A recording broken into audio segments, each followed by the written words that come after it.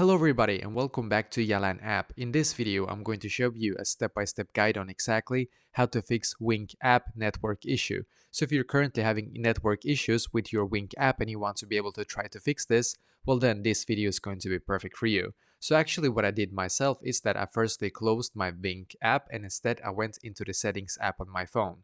And now in my settings app, then what I did is that I scrolled down in here and then I clicked on general as you can see. So I just clicked on general.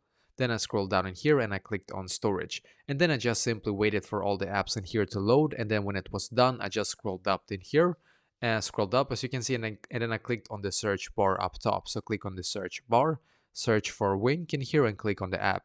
Now click on offload app and once again click on offload app in here as you can see. Then click on the blue button here once again. Because actually for me this fixed this issue that my Wink app that it was having network issue. After this loading process here was done, I haven't yet had any problems with my network issue after that. But if you keep getting like the network issue, if it's still persistent, then what you can try to do after that is to just swipe like this on your phone.